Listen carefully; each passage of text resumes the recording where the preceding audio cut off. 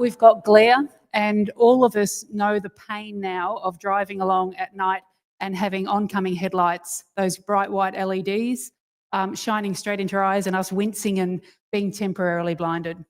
And of course, as we get older, the glare gets worse, okay? For us, gets worse. So we are blinded for longer, and it actually, particularly because I'm wearing glasses nowadays, I start to see stars if I've got any dust or anything on my glasses. We've also got our reflected light. My neighbours around me are beautiful. I'm going to refer to my beautiful neighbours quite regularly. They're lovely and they turn their lights off. However, the street lights reflect off their windows and then they reflect into my house. So reflected light is a problem.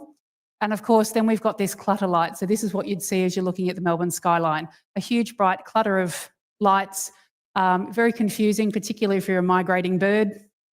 And we're seeing more and more bird strike as a result of that. Anyway, what we're talking about is the headlines tonight. So I've been trolling websites. Things show up in my social media feed all the time about light pollution. So we see this, the argument for switching off lights at night. It's a wasted energy. It's seen from space. There was a dreadful photograph posted by Dan Andrews way back in COVID. And it was a photograph of Melbourne as seen from the ISS. Oh, look at our Melbourne, isn't it beautiful? And I went, no, there's too much light pollution. We can see how light pollution varies, and it affects 80% of the global population. 80% of the population has never seen the Milky Way. And I'm being inundated like this all the time. You'll see that there's quite a common theme here. There's a lot of stuff from the BBC and National Geographic. I do like these sites. A lot of the time they do cite scientific papers, so I'm okay with the headlines that they're producing. I gave a talk recently on at the Geelong Plant Society about how plants are being affected by light pollution. There's lots and lots of research about how animals are affected, how humans are affected, but there's sort of a growing body of work now on how light pollution is affecting plants. How light pollution disrupts plant sensors. We've got this unique, will we see fireflies this year? Like, when are we going to see fireflies again? And so these headlines for me, they do two things. The first thing is sometimes I feel incredibly hopeless because I just see all of this and it doesn't seem to be getting any better. The other thing that I feel sometimes is I actually do feel a little bit of hope because each of these is shareable and it's being spread around on social media, and it's therefore attracting attention of more people and bringing it to more people's attention. Some of them are quite disturbing though. So we've got the city light pollution is shrinking spiders' brains. And some of you go, oh yes, because they don't like spiders. I happen to love spiders. But what they're actually showing now is that because these spiders are, grouping themselves around big lights, they're not making those beautiful intricate webs and they're not actually catching things the way that they used to. And they found that their brains are actually shrinking. We're killing off all of our helpful insects. I was saying before that bees are our greatest pollinator during the day, but at night moths are our greatest pollinator.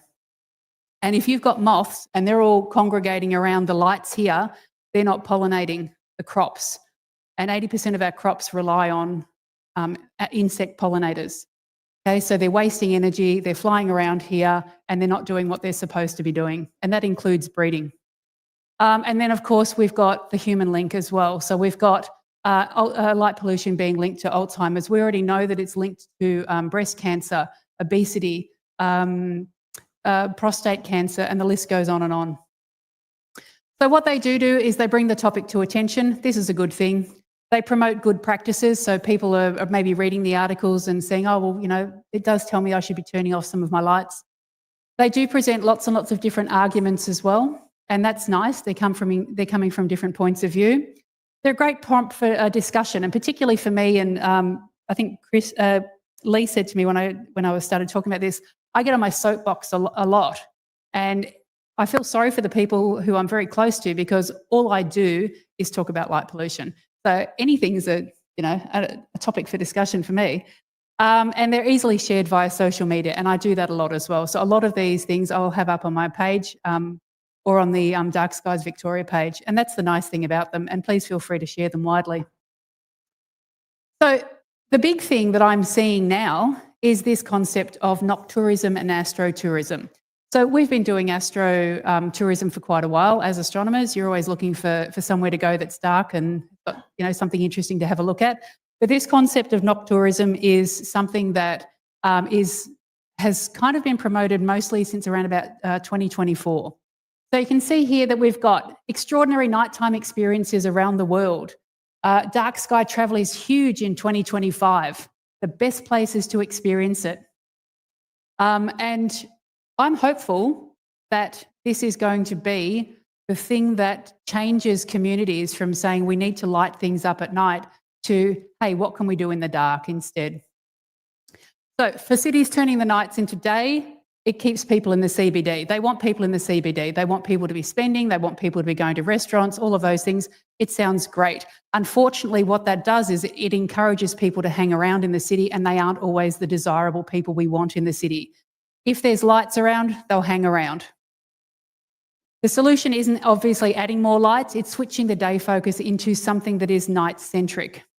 And there's a lot of people doing this. For small towns in particular, and when I was talking to one of the councillors in Tasmania, and he was saying, people come to Burnie all the time, but why are they going to stay in Burnie? There's nothing for them to do here at night. Okay, and the argument, of course, is they've got lots of things to do in Burnie at night. So they come for the day and they just don't hang around. But if you turn off the lights and you give them something to do at night, then they'll stay. And of course, that's staying then, they're staying in hotels, they're buying food in the restaurants. And so they're no longer just coming in, having a look at the waterfall, having a look at the historic building, and then going and staying in Hobart or going and staying somewhere else. They're actually hanging around in the smaller towns, and they're spending their money in the smaller towns. And again, very powerful message for some of these smaller towns.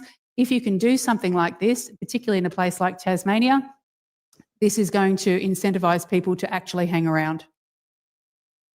So this is off the National Geographic. I don't know if it was on the page of the National Geographic magazine or whether it was just the online article. It's reshaping travel. Everyone goes, so we all know you go to Africa and you get your lions and you get your giraffe and you get your tiger, your elephants. So I think it's called the Big Six or the Big Five. What people want now is something different. They want to take photographs of something that you wouldn't normally see. And so these night safaris are being promoted quite strongly in Africa now. You can actually just go and do night safaris. Werribee Zoo's doing it. Go and spend the evening at Werribee Zoo. So it gives you a fresh opportunity to experience something. Now, this includes things like wildlife viewing, spas, night dining. There's a big push in the UK for spas where you actually sit in a spa and then you look up at the night sky. And they're showing that feeling of awe. And this is for people who are experiencing stress, mental health issues and so forth. They're showing that actually going outside, looking up at the sky and feeling that insignificance, that awe as a result of our insignificance is actually very, very therapeutic. So there's a huge push for a lot of these places now, these spas, to actually offer night-centric activities. So we've got cultural storytelling. And if you go to Uluru, one of the big things they've got is the Festival of Lights, and there's a lot of cultural storytelling about that. Best thing, of course, is that they turn all of that stuff off. So they are very much invested in, let's hear the stories of the night skies, but then we'll turn the lights off and allow you to enjoy the sky as well. So globally, these experiences support rural communities, they support Indigenous knowledge, and it offers regional towns and cities a good excuse to put our dark skies into practice.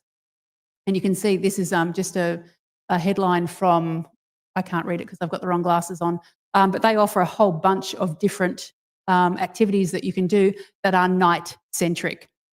Okay, so we're moving away from that whole, you go to visit the winery at night during the day, but here's some of the things that you can do at night.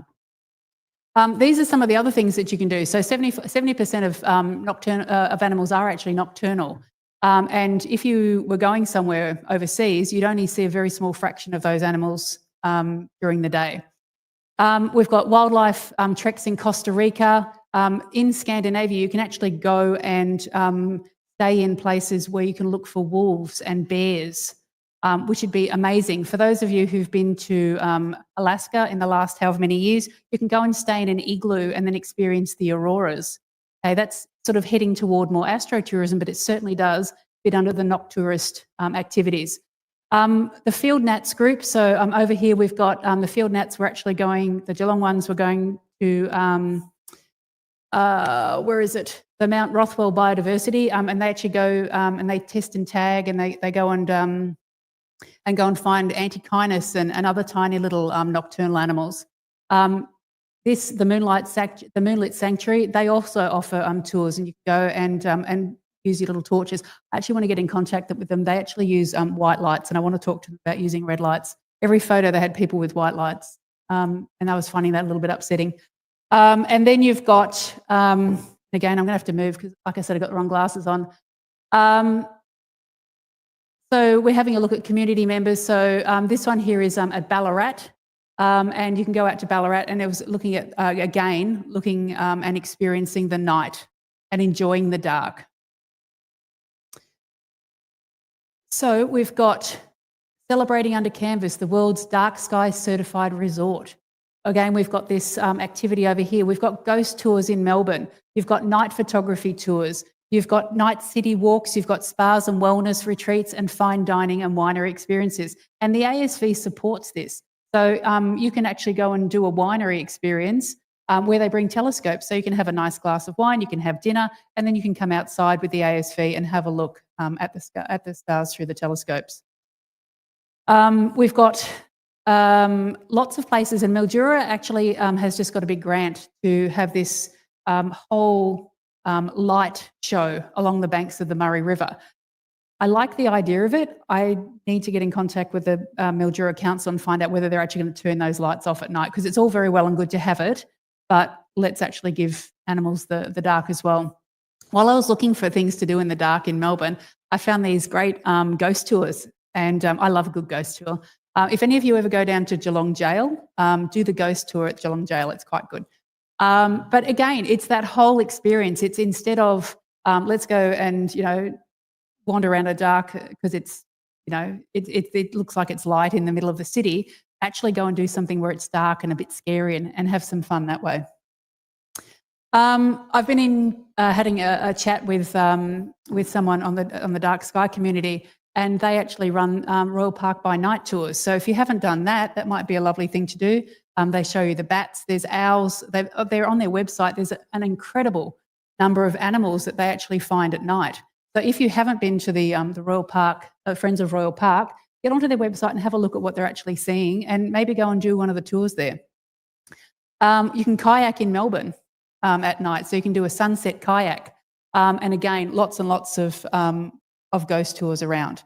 Now, I'm not a big fan of this, mostly because of the light pollution and so forth. It is exceedingly pretty, like I have to admit, and those photos over there are photos that I've taken. The difference is this one was taken in, I think it was 2021, and my photos were taken in 2017. And you can see the difference in light pollution in those couple of years. And one of the things that I was saying, I think it was to Chris, is, look, this looks beautiful, and people come along and they want to photograph it, but once they photograph it, they go home. And so once they go home, these lights should actually go off. One of the things that I've had a chat with Mark Ascaro about was this fear of missing out. He was calling it FOMO. And I can see that this is a perfect opportunity to create that FOMO. If Melbourne City turned their lights off at say midnight, then people would want to go out, actively to go out to photograph it before it went dark. And then after midnight, too bad, you have to go home now. So it does create that incentive to actually go out and take photographs of it. And I think that this is something that the Melbourne City could actually get on board with and say, hey, we can create this feeling of something special. You want to photograph Flinders Street Station, fantastic, but you can only photograph it this time of night, and then it's going to go out. So it makes people actually actively want it, because you can't just go there and photograph it at any time. Oh, it's okay, I'll go at 2 o'clock in the morning. We've also seen a rise in astrotourism, and it focuses particularly on stargazing, astrophotography, astronomical events, auroras, eclipses. In the media recently, there's the meteor shower, the Aquariid meteor showers. So it's promoting this idea of going outside and actively looking at the sky. I would also like to throw into some of this stuff as well. I'm on a number of groups where we go looking for ghost fungi, so Omphalatus nidiformis, and we go along and we photograph these bioluminescent fungi, bioluminescent algae that you can find in the water around lawn, fireflies, there's glowworms, there's lots and lots of things that can be done at night, and you can include the Milky Way and it looks fabulous.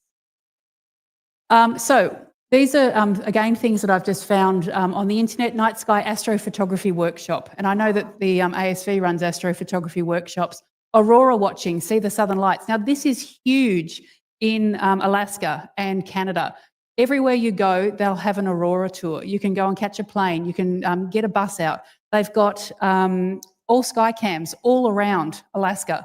And the tour guides who run those tours, they all tap into each other's all sky cams and they know where they can go where there's no clouds. So they almost guarantee that you will see an aurora if there is one happening on any night that you turn up.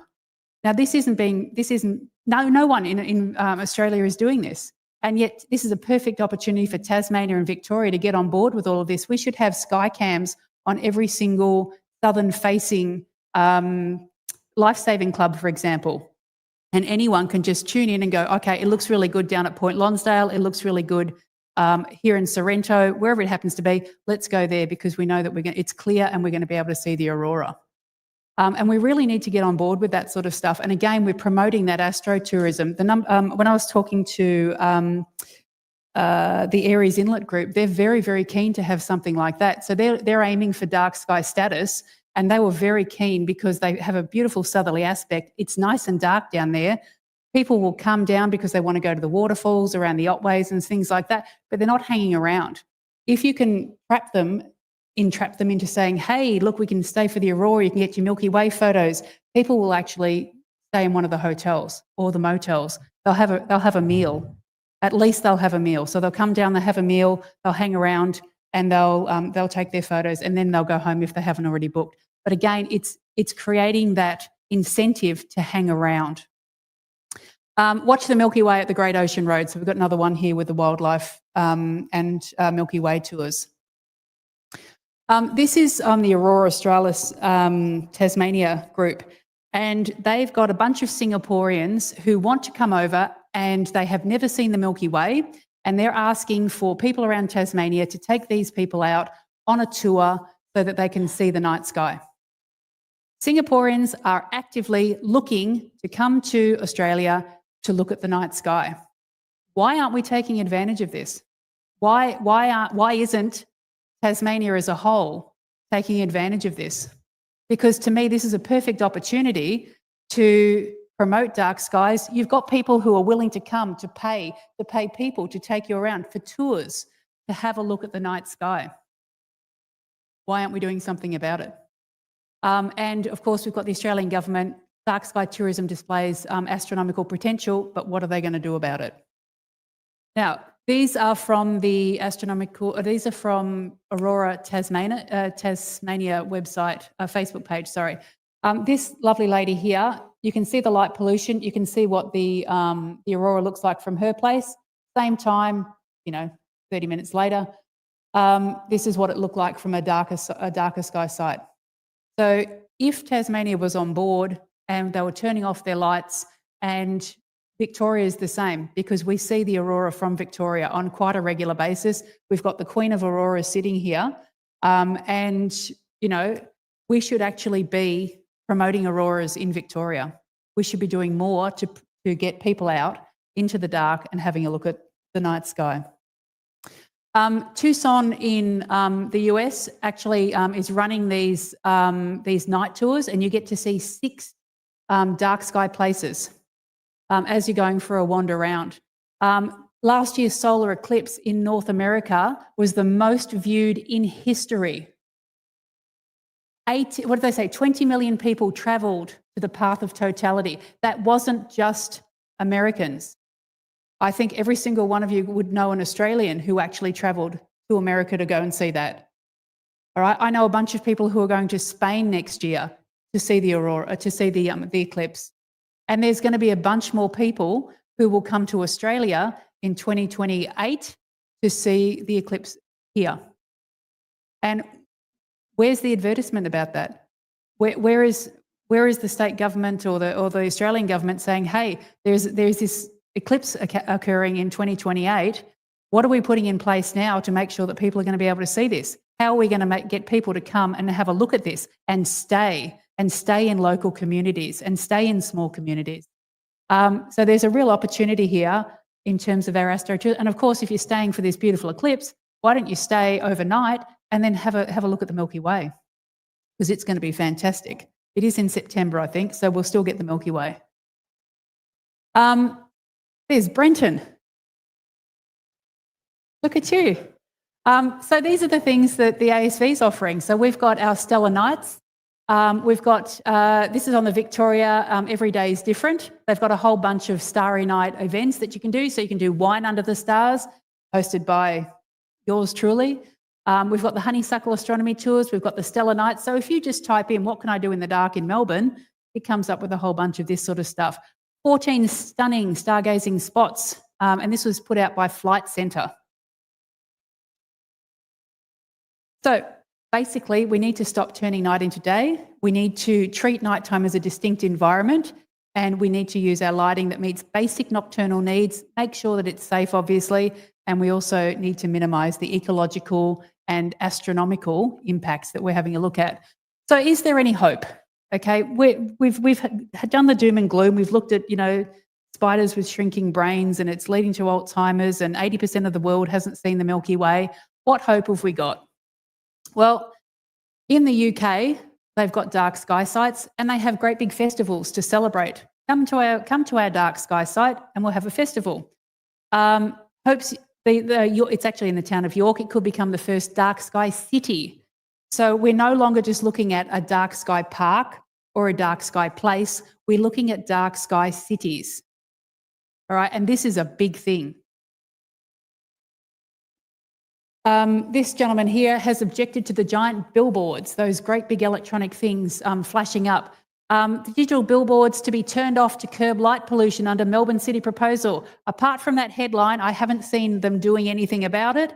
And I think probably we need to get back onto them and have a go and say, hey, you said you were going to do this. What are you actually doing to put it in place? Because all I see as I'm coming into Melbourne is a bunch of big billboards. And they are quite in your face sometimes, particularly when you've been driving between here and Geelong. And then the first thing you see is this great big billboard in your face, quite glary. Now, of course, we know that satellites are making the night sky brighter. New Zealand's got a duty to combat light pollution. Now, New Zealand and its Maori population are working hand in hand. So Matariki is coming up. Matariki is somewhere around in June, July. They get a public holiday for it because it is the first time the Pleiades are seen coming up in the dawn sky or just prior to dawn.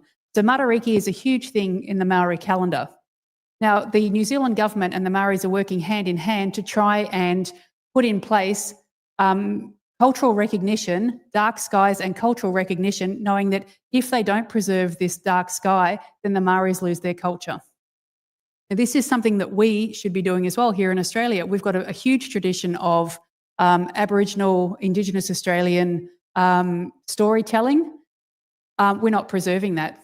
Okay, I've spoken before about cultural genocide. Light pollution is actually creating that cultural genocide. We need to be kept in the dark. This was actually a survey that was put out and saying by, I can't remember who that one, I've actually lost the top bit of it. They were putting out a survey and asking people to let people know what they thought of nighttime activities and light pollution in general. And of course, we've got positive things here. Want to help wildlife? Let's turn off your lights. So, as I said before, I'm the president of the Dark Sky Victoria. And what is it that we actually do? So we work with individuals and businesses around Australia, and we help people get accreditation for dark sky status. So, for example, there might be a place that wants to get dark sky. They're an Airbnb in the middle of nowhere. They want to get dark sky status so that People will come there and actually enjoy the night sky. We want to come and photograph the Milky Way. We want to go and see. We want to use our telescopes. We help them get that sort of accreditation. We obviously offer education, so by doing a lot of these talks, and I do a lot of them, Judith does a lot of them, Russell does some, and of course we support people getting that dark sky compliance. We also meet with stakeholders, including local and state members. I'm quite a pest. I write letters and I petition councils and things like that. So we're going to have a run at doing some petitions over probably the next 6 months or so. And see whether or not we can actually get some things put in place by our local councils. I was talking to Chris before, and one of the things that he said is that the Maroondah Council actually doesn't have provision for requesting a street light shield. In Geelong, if I have a street light that's shining into my property, I can get onto the website, I can request a light shield. Brad comes out on New Moon, he comes out, he goes, yep, that light's bad, and he organises to have light shields put up, and it makes a significant difference. Not all councils are the same. So by putting a petition in, it actually raises the profile, and they're more likely to do something about it. Often they'll fob you off and say it's a power core issue. It isn't actually. If you call power core, they'll say it's a council issue. So they'll try and give you the runaround, but it is actually a council issue, and they do need to work hand in hand with power core about that. What is it that you guys do at the ASV? So you do lots of things. You guys share the awe. You take people out and you show people through your telescopes, and everyone goes, oh, and they see Saturn and they go, oh, wow. And they see Alpha Centauri split and they go, oh, it looks like one star, it's two. And, you show them the jewel box and they go, oh, and you share the awe. And I love that. You've got an opportunity, obviously, to talk about light pollution, which is tonight. And you've also got an opportunity to be advocates for dark skies. And that's what we're hoping tonight's talk is also going to do for you guys, is that you will start talking to people about it. You'll start acting on it. Now, what can you guys do at home? And this is kind of, how you guys can help us out. You can do an audit of your house. Go home tonight, stand outside your house and have a look. Does that light need to be on? Okay, could I turn that light off? So is that light necessary? If it's necessary, could it be on a sensor? Are the lights pointing where they need to be? At the moment, I've got this great big light shining straight at me. It needs to be here. It's going to be turned off. But when we're walking, if I'm walking down a stair here, I need a little light on that stair there. I don't need the whole thing to be lit up. So think about what it is that you need to be lit up and how much lighting is enough for it to be safe. As I said, you can go to Bunnings and get yourself a huge spotlight, but you don't really need one. Are your lights shielded? So do they have a little hat over them so that the light isn't shining up into the sky, that the light is directed onto the paths? So you can have a little shield going down this way so the light's directed exactly where you need it to be. Are the globes warm rather than cool, warm whites rather than the bright whites? Okay, we don't want the bright whites, thank you. We don't want that. The reason we actually don't want that is because that wavelength of light is actually our preferred wavelength. This one here is a less preferred one. This one actually makes us feel tired, whereas the cool white wavelength actually makes us be alert. So we tend to want to stay awake a little bit later as well. Could the globes be a lower lumen? Does it need to be this 50 million watts shining straight at me, or lumens shining straight at me? Or could it be lower? You'll save some money by doing any of these things as well. Could that light be on a motion sensor? One of the ladies on my community page, the Clifton Springs community page, said that she saved $20 on her monthly bill just by changing one of her lights to a sensor light. It was a light that had always been on, and then she changed it to a sensor light. She saved herself $20 a month. Like, who doesn't want to save $20 a month? Electricity is shockingly expensive. I don't like the argument, oh, but we use green energy or I've got solar energy. I don't care about that. It's still wasting.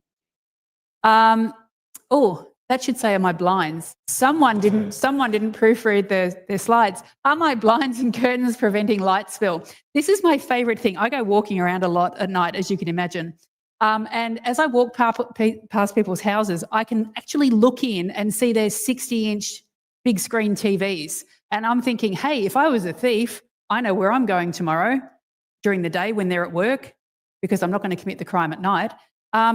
These people have got their blinds open and they're showing the entire world. They can't see the people standing outside, by the way, because they've got lights on and it's it's bright in here and it's dark out there.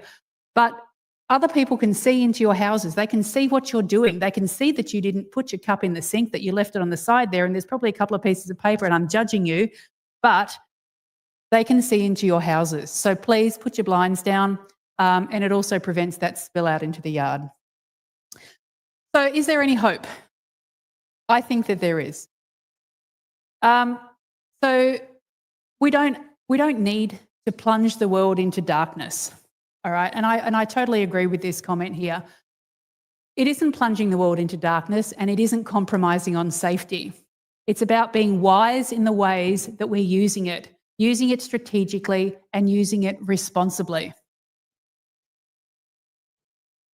So what's happened over the almost 40 years is a recognition that protecting natural darkness is not only good for astronomy, us, but also for wildlife and for human health.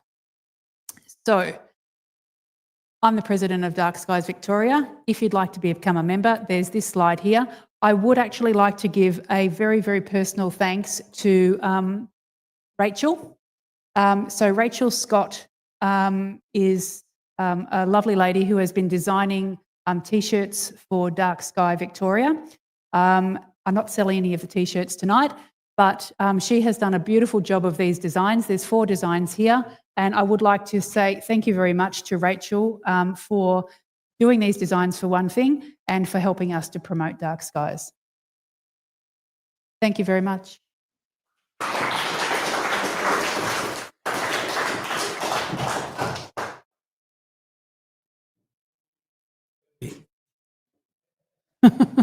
Well done. An excellent soapbox production, I think. So do we have any local questions here? I did some research a few years back and I used Google Scholar and I looked at the number of papers, scientific papers that were produced regarding cancer, blue light, lights at night, and they were going up exponentially. Yep. Huge numbers of them. So there are problems from blue light, blue bright lights that we do use at night. Use Google Scholar, have a look. I must admit I didn't read them, I just took them and didn't know whether they were for or against. But the amount of research, PhD papers that were going into this was quite amazing. 82 women or 82 workers, hospital workers in Denmark actually sued the government after they developed breast cancer. And it was attributed directly to the lights that they were subjected to in their 12-hour shifts. So it's quite extraordinary. Hello.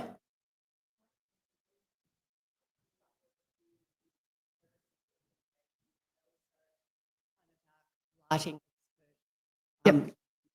organisation, which I do with Barry Clark. Is he here? No. Barry isn't here. Oh, is he? I haven't seen Barry Clark. I thought he was here. So I've been doing that since about 2018. So, yep. We are inundated with submissions and matters to do with Dark Skies, and we would love Dark Sky Victoria and you and your team and also the ASV to do submissions with. Absolutely. For example, on the 17th of April, after 8 years of submissions back and forward, we had a World Heritage Review with the highest heritage council in Australia for Melbourne's only World Heritage site, which is the Royal Exhibition Building, Carlton Gardens. Yep. And I did 2 sessions in that final presentation, which was like a court, indeed was mainly conducted by AC. And one of them was on environment and lighting. And that was a whole new thing for them. No one had ever presented on that. And because Barry and I had already presented on that to the Heritage Council of Victoria for Faulkner Park, and they tried to toss it out saying lighting is irrelevant to parks, but we persisted and they accepted it. So now Barry Clark is listed with Heritage Victoria as a lighting expert. And although we lost that matter because of a technicality, we won the lighting matters for the park, which applies to other parks. So I just want to say things are happening, but we would love some help. At the moment, we've been fighting to redo the master plan for Royal Park. Yes. And that's inundated with lighting. And we've achieved a massive response, and they are going to be reviewing it. Good. But we'd love some ASV, and we'd love some. So from you. all of us at Dark Sky Victoria, I believe, put in a submission. I know I did. I know Barry did. I know a large number of others. Robert, I don't know if you did. Yep. So we all put in a submission, and it was all in favour of controlling the lights. One of the things that the Royal Park blurb that they were talking about as part of the renovations was that you might actually be able to see some stars. And so that was actually the part that I was talking about. But as I said, the Friends of the Royal Park, and you're seeing all the animals that they've got, the nocturnal animals at night, but no one knows to come and do a talk. Like, I'd love to work with you on promoting doing noctourism talks. What I will walks. do is at the end of this, I'll swap Please do. details with you. Yep. I have been relying on Barry, who has had periods of being very unwell, Yes. 12 months, and isn't getting younger, unfortunately. Yep. And I've relied on him to send to both of the stations. But I don't know that it's always happening. So Yep. occupied. I know he wrote a 40-page submission to the Royal Park. Well, a number of his submissions, they're all terrific, but a number of them have gone in months late, so they don't Yes. get accepted in the Yes. proposals.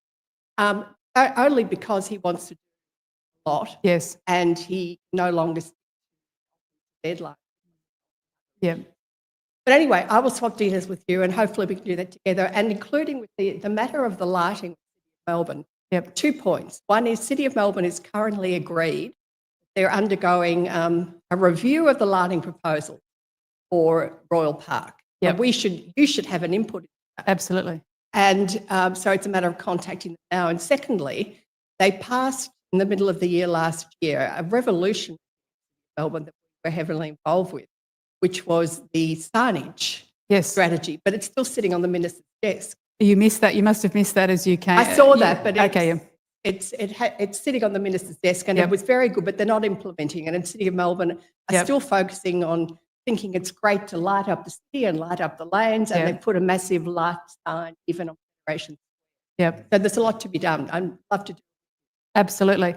I was saying earlier that I actually contacted Nick.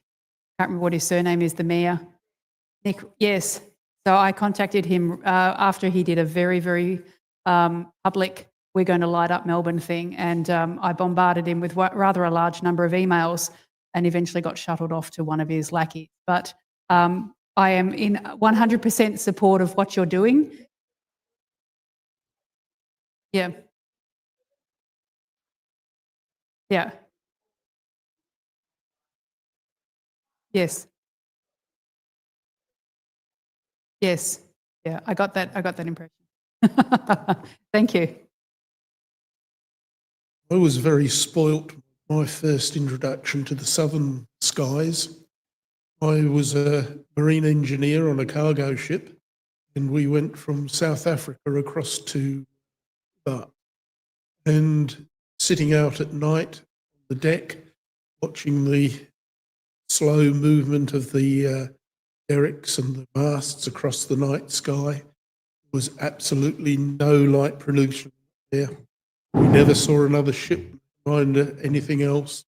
It was a fabulous introduction to southern sky. Thank you. And so thank you very much, Thank Kelly. you.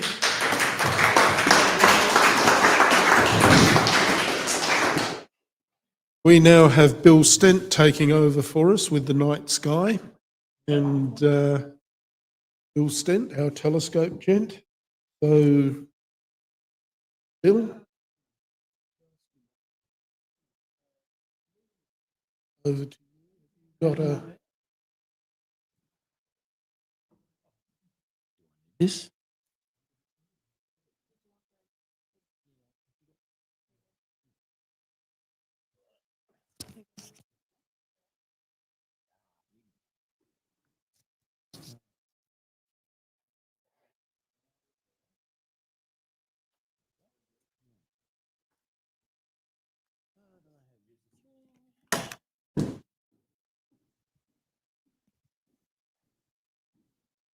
Got to put my clothes on. Is that all right? All right. get this in my pocket. Hello, people. So, as usual, I'm talking about what's in the sky tonight. We're a little bit later than we usually are in a month, so I reorganised it a little bit. But so yeah, you'll see the first loony one that you get here, but that's fairly normal. Okay, so tonight we are on the lands of the Munyurong and Wurundjeri Woi-wurrung people of the Kulin Nation. So I'm going to talk about, as usual, the general conditions at this time of year, and then I'll get into the what's in the sky section, and I'll talk about the moon, the planets, constellations, bright stars, and give you some suggested targets for tonight, both visual and photographic, and then I'll talk about idiots amongst us who get up at 5 o'clock in the morning and go out and Venus bathe. Then I'll finish with things to look at for this month. Brief spoiler, there's not a lot to look out for, but that's all fine. Now, the general conditions of about this time of year, we're approaching winter. Minimum temperatures and cloud-free nights, both 10 to 4 level winter, which it sucks for us, but the advantage of it is that the sky is generally better in winter, seeing-wise, like that. There are minimum temperatures, and as you can see, that's the maximum temperatures up there, and they fall. And this is June and July here, so we're sort of late May here. We're getting towards the coldest part of the year, and we're under 5 degrees as the average minimum temperature. Now, in Melbourne, that doesn't really matter much, but up at LMDSS, it can get damned frosty up there. So you know, just have to dress for the occasion. But clouds, it's not quite as bad as this suggests. This is completely cloud-free days. It doesn't actually mean that you only get 5 or so cloud-free nights at LMDSS at this time of year. What that doesn't include is partly cloudy nights. So this is the cloud-free days. So yeah, but you get the general idea. It's there's only 5 totally clear nights. Sunset tonight was about 6 o'clock p.m. Dark about 7, so it's well dark by now. Next month that's going to be at 5:25 thereabouts. So it is continuing to get darker. Sunrise tomorrow is about 20 to 7. It's dark until about an hour earlier. Next month that is going to go at 7:05. So again, we're going to be getting more darkness the next few weeks. It will bottom out, of course, at the equinox. Right, for the young astronomers. I always have a little bit here with a lovely image by George Schwab. Actually, thanks, George. For the younger astronomers, it's Venus time of the year. It's not the same time every year, but if you're up before the old astronomers, what you do is you sneak outside and look towards the east. If you can see the east, you'll see Venus blazing very, very brightly. I have my breakfast under Venus in the mornings. You can see it well into the day. I actually took a photograph of Venus. It wasn't as good as George's, but I took a photograph at Venus at 8 o'clock in the morning, and it was, you know, sunny. And yeah, you can still find Venus. It's there. It's still the same shape. Anyway, it's also about as high as we'll get. So if you young astronomers go back at the same time next week, you might notice it'll start to get a little bit lower. So my question to you is, why? What's going on? Now, after you've had a look at Venus, sneak back inside and find the old astronomers and nag them outside to come and have a look. Very, very important. You've got to nag the old astronomers. Okay. For the selenologists, that's the loonies. And this is another nice image here by Duncan Kennedy. It's very, very good, that one. It's so sharp, I've got a paper cut. I'm not going to talk about last week because it's last week. The new moon is on Tuesday the 27th, which is about 6 days away from today. It's rising in the north, but that's not really terribly relevant because you can't see it. It's a supermoon, but see the comment above? But you will be able to see it in a few nights. It will become a very, very thin little waxing crescent after sunset. So you have to look west for that. And the smallest crescent is probably the prettiest thing ever, especially if you get a nice amount of earth sky. No, what's it called? Earth shine. I'll get it. First quarter is on the 3rd of June, so it rises at about noon, sets at midnight, which means it's the best viewing. So if you're out looking for to show people the moon with your telescope, around about Tuesday the 3rd of June is the best time for it because it's just there. It starts in the north, but it's moving across the equator on the 5th of June, so it's going to start getting higher in the sky as the week goes on. There is a lunar X this month. It's about 20 past 11. It's fairly low in the west, but yeah, you should be able to catch that if you can get a good view of the west. If you don't know, the lunar X is this weird shape that appears ghost-like on the Terminator. So you see it about 3 or 4 times a year, maybe.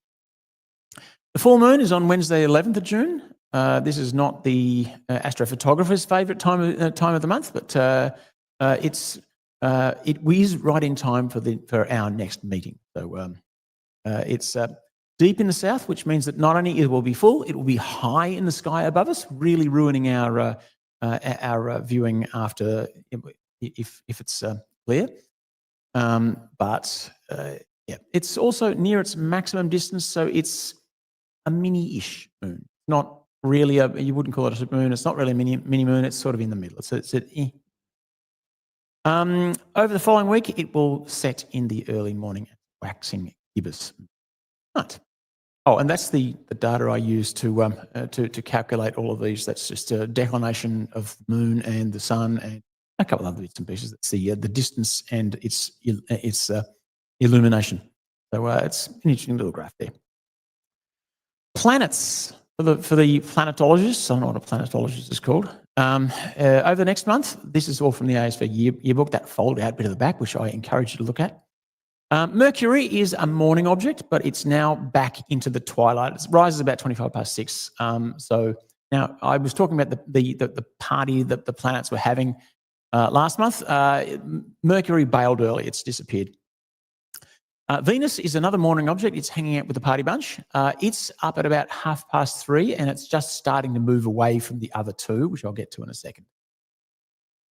Mars is an evening object. It's getting old, like me, and it's rising well before sunset. So it's setting before 10:45. So you kind of have to get the last look at it at about now. It's by 10:45, it's gone. So.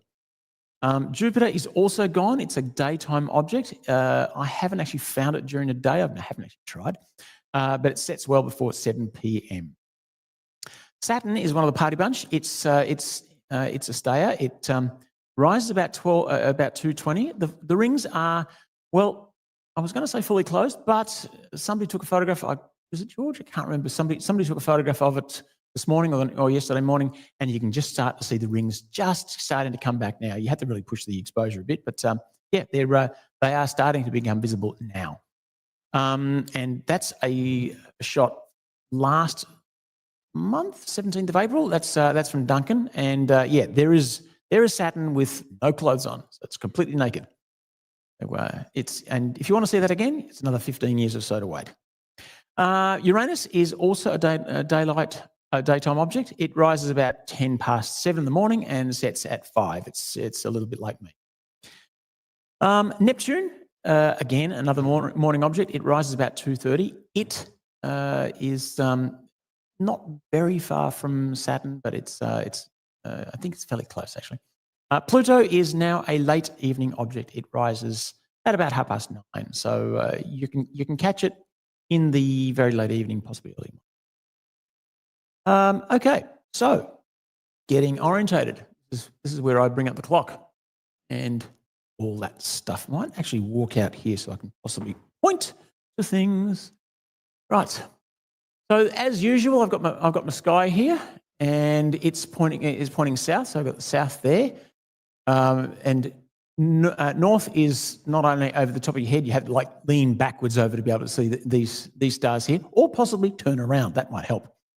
So the Southern Cross is right on the top of that little clock face at the moment. So from the South Celestial Pole, you go straight up, and there's the Southern Cross. Generally speaking, you find the South Celestial Pole from the Southern Cross, but if you've got them orientated in your mind, you can actually figure out what time it is and what time of the month. So, oops. All right. Come on. Next one, please. There we go.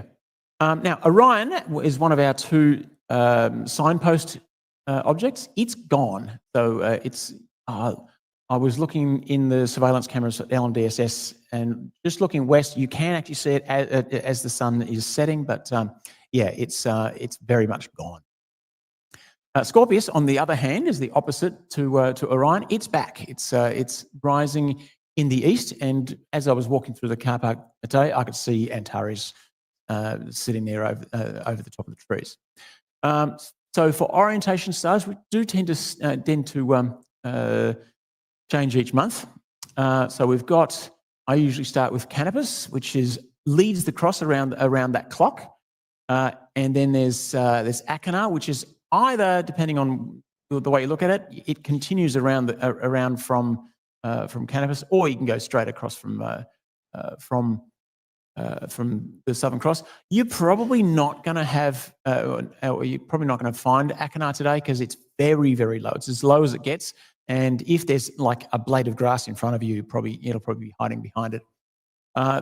However, the cross, it points to Spica, which is pretty much dead ahead of us, dead over the top at the moment. There's a distinct donut warning. So that's just fractionally north of the zenith.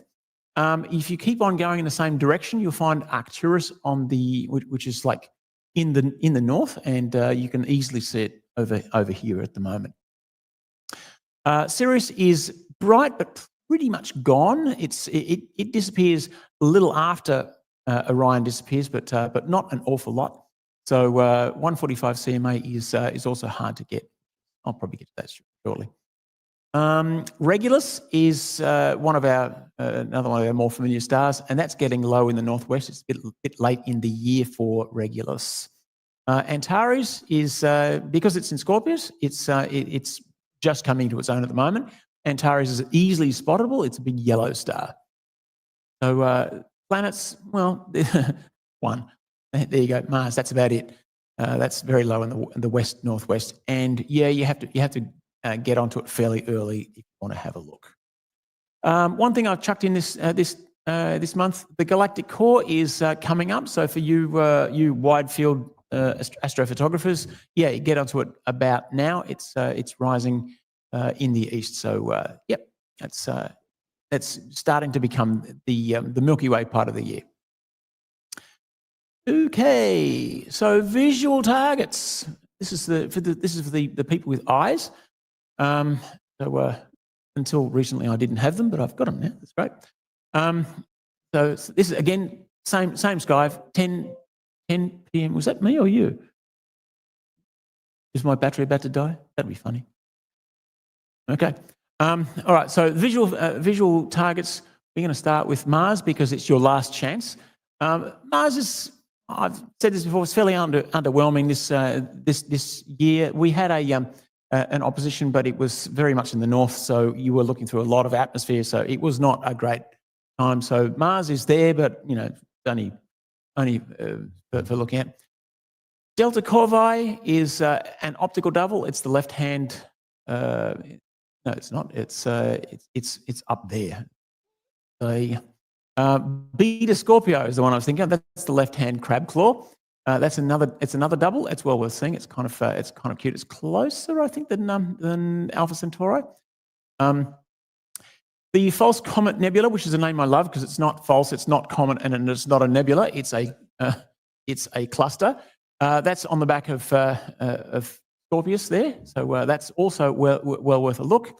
Ptolemy's cluster is the first time I've had a look at it this year. M7. You can see that with your naked eye if you know where to look. Now, at this point, I'm going to say yada, yada, yada, because there are all sorts of other things, but I'm going to concentrate on the crosses because this is where all the stuff is happening at this time of year. So zooming in the crosses area, this is visual targets. Just for orientation, there are 3 crosses in the crosses area. There's the Southern Cross, there's what we call the Diamond Cross, and there's the False Cross. And they actually show up a little bit better than, I'll just get rid of that, better than that in, like, when you look at it, these stars in this thing are a little bit intrusive. But yeah, they're fairly easily found. But we've got Alpha Centauri, which is a double, and if you haven't seen it, you must. It's very, very good. 5139, the Omega Centauri, is a globular cluster. That's also really good to see. You'll probably need a reasonably large telescope to be able to get much of it. It's fairly dim. 4755, the jewel box, is everybody's favourite open cluster. That's just outside the cross. Acrux is another double, which is easily found because it's the bottom of the cross. The Pearl cluster is halfway between the cross and Carina Nebula. It's small but pretty. The Blue Planetary Nebula is something which is a bit more of a challenge. I haven't been able to find it lately, but Colin knows exactly where it is. He's not here tonight, I think. I can't get him to coach us. Wishing Well cluster is very pretty. It's quite larger, I think. You don't need much to be able to see it. A pair of binoculars will do the job. You can even, in the right place, see it with the naked eye. I haven't put a star in at that end there. I probably should have. The Carina Nebula is, you kind of need to be in a dark sky place to see it, but it's a naked object from a dark sky site, if you know where it is. It's easily the brightest nebula around. Well worth a look. Southern Pleiades, IC 2602, that's the bottom end of the Diamond Cross. Diamond Cross is this one, remember? So it's easily found. It's an enormous cluster. It's too big for the Troughton and Sims, even with the longest eyepiece on it. You'll need a small telescope to be able to see that. Pair of binoculars is perfect. The Gem cluster is just outside the Carina Nebula. It's next to Gabriela Mistral. So, and Southern Beehive is also a very pretty thing. It's quite nice. It's called the Diamond cluster for a good reason. Omicron Velorum is, I think, the second last one I'm talking about. It's just outside the False Cross. That's the False Cross there. So from the False Cross, you keep on going out a little bit, and there's Omicron Velorum. And the next time I'm talking about is Rigor, which is out about a thing and a half from the False Cross. Okay, photographic targets. I will run through these reasonably quickly. They're very pretty. That's Jacob Heppel's Herschel's ray, which is that's a cracker. The only shots I've ever got, I just haven't got that hydrogen behind it. It's really impressive. Statue of Liberty. Hi, Paul. This is my boss's photograph from a few years ago. It's a lovely photograph of Statue of Liberty. That's in hydrogen alpha. I think you probably used an ED80 to take that photograph. So a venerable telescope. It's a great shot. Proxima Centauri. No photograph yet, because this is actually really, really cool. I don't know if you saw this on the Facebook page, but Oliver posted this a couple of weeks ago, and I asked him, can I use it? Check this out. He's taken 3 photographs on pretty much the same time of year in 3 consecutive years. So there's 1, there's 2, and there's 3. Isn't that amazing? That's astounding, isn't it? That's just like, yeah, and that's proper motion. That's Proxima Centauri, and it's just wandering along, sort of doing its own thing, and it's that close to us. It's only about 4.3 light years away. It's that close to us that we can actually see it moving, which is really, really cool. Omega Centauri, this is Kevin Burford's photograph. It's a cracker. He's got some lovely blue stuff in that. Look at that blue. That's lovely. So yeah, he's done very well. That's very, very sharp. I don't know what sort of telescope it was, but there must be a bit of aperture involved, I suspect. Jeff Healy's photograph of Centaurus A. I don't know for sure what telescope it is, but I suspect it might have been Diego's telescope.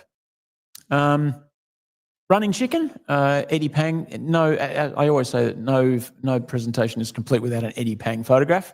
Running Chicken is normally presented the other way up, so I don't know, maybe Eddie was feeling contrary that day. Gabriella Mistral, which is Nick Nax, whose name I do actually know. That's his. Nick attacks us. Hi, Nick. Yeah, Gabriella Mistral is a lovely photograph, and if you remember the shot just in that little spot there, that was one of the first shots we got from the from James West telescope. And Anne-Marie's jewel box. Everybody loves the jewel box, and there's a lot of stuff going on in there. Yeah, so it's obviously taken by a Newtonian telescope because she's got some really nice rainbow colours on the spikes there. Yeah? So, and Dark Doodad from Peter Levedink. The Dark Doodad is a difficult one to photograph because it's so damn big. I can get about, with my field of view, I can get about that much into it. So it's so this is, I think, a 100mm lens or something like that. Yeah. And the GUM 16, which is one of Sam's shots of the Vela supernova remnant, which is enormous. It's bigger than the circle. That I should have put a bigger circle on that because it's really, really big. And finally, I promised Mark that I was going to chuck in one of his photographs. So there's Captain Banana, the Banana Nebula. Hello, Mark. I know he's not here, but he promised me he was listening. So hello. Right. So for the people who are waking up early in the morning, feeding the dogs and stuff, there's some things going on. The Southern Cross has wandered around to about 4 p.m. This is 4 o'clock. So yeah, the whole of the sky has moved around. There it is. Scorpius has gone well past the meridian. By the way, Scorpius does go through the zenith. So again, a donut warning. If your telescope has difficulty looking straight up, it may be something to think about. Galactic core is past the zenith again. So you photographers should probably keep an eye on that. Planets, we've got a few. We've got Venus, which is the brightest of them all. By the way, the thing next to it, I think that's the moon there. So it's outshining Venus. Anyway, Saturn is ahead of Venus. Venus is, by the way, moving off this way. It's going to move back towards the horizon. Mercury's already gone. It's here already. Venus and Neptune are going to go off that way. So there's Neptune just a little bit behind Venus. It doesn't show up in Stellarium. I'm not at that zoom anyway. So there you go. So some final notes, just a few things. 24th of May is the Morangurk Star Party. Be there or be dead. Oh, sorry, that's not nice. Be there very square. 30th of May. Oh, sorry, people. Scratch that. 30th of May, Morangurk Star Party. Now, for the 1st of June, Venus is furthest from the sun, so that's when it's going to stop going up and start going down. So the young astronomers, that's the date. The 3rd of June is the Lunar X, again, about 20 past 11, low in the west. 7th of June, there's a very, very close conjunction between Moon and Spica at 2 a.m. It will look very pretty, but I don't think it's an actual occultation. However, on the 15th of June, this is after the next meeting, Moon is actually going to occult Pluto 2:30 a.m. to 4 a.m. It's going to go in the lit part of the Moon, so it's going to be very hard to see Pluto with the Moon right there. However, it's going to come out at about 4 a.m. It's going to come out at the dark part. So has anybody ever seen a decent-sized star come out from occlusion from behind the dark limb of the Moon? It's amazing. It really is incredible because, especially for a star, there's because it's a point source of light, it doesn't fade in like the large planets do. It just pops into existence. It's just, and it's there. So, and this is probably what Pluto will do at around about 4 a.m. on the 15th of June. So be looking for that. And that's all really all I have for you. So there you go.